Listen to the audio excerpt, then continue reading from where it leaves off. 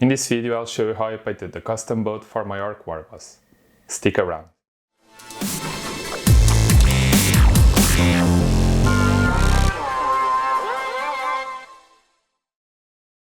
To begin, I primed everything black and then started painting the red areas, focusing on the flag and the front part of the boat.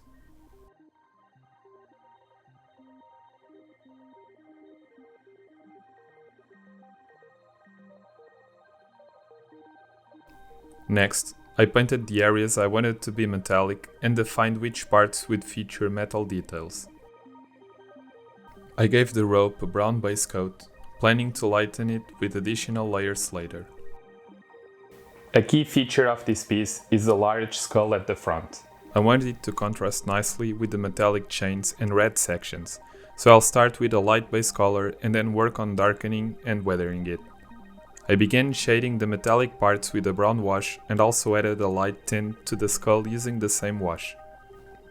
I'll revisit the skull after painting the white areas to compare and ensure it stands out enough. These white areas will give a nice contrast to the whole piece and help to give an Orky painted look to the boat. They were then shaded around the bolts with a brown wash before I revisited the skull to add some lighter tones. After that, it was just a matter of reshading, focusing on the holes and recesses to enhance the depth. One of my favorite techniques is weathering the recesses. With a black base color, painting the recesses with brown creates a striking contrast, giving the piece a rusty, dirty look. It also helps define the volumes and makes the forms of the piece easier to read. Now it's time to paint the goblin. Using the same method as the Ork boss from the previous video, check it out if you haven't yet, the green will really stand out against the rest of the color scheme, adding a vibrant pop.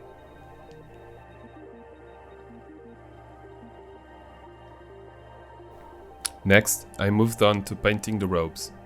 I began with a base color and shaded both the robes and the goblin with washes.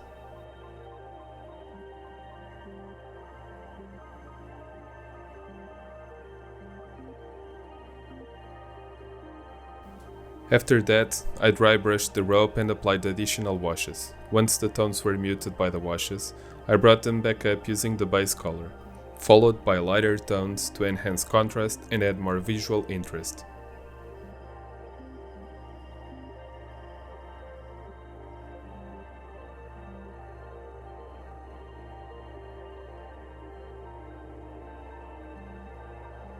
Now it's time to add some Orky symbols to the flag. I'll go with simple triangle patterns and Ork skulls.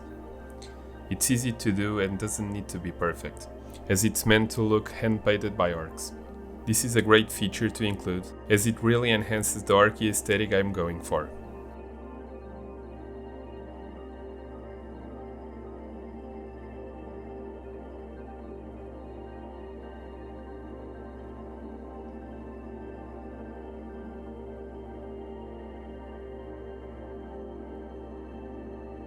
I then started giving the piece a more metallic look by picking out certain elements to paint silver. I also added a light dry brush along the edges to highlight details and give it more texture.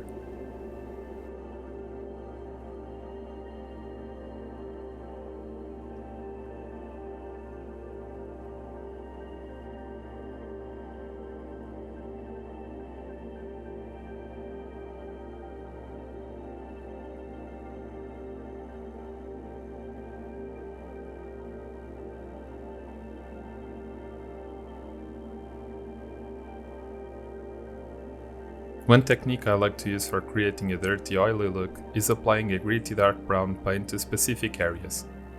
For this, I'm using Citadel's Typhus Corrosion, a technical paint that works perfectly for this effect. Afterward, I'll use silver to add a chipping effect, giving the piece a worn and weathered appearance.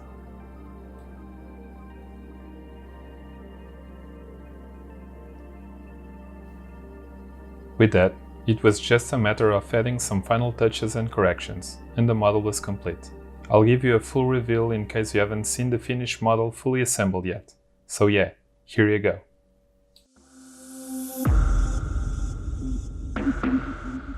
If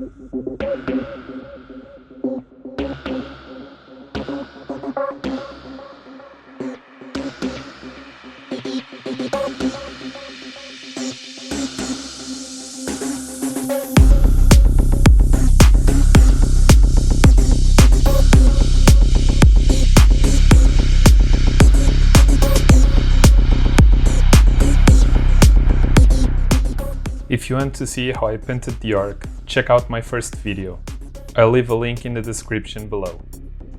If you enjoyed this video, please subscribe to the channel. This is MimicMinis, and thank you all for watching.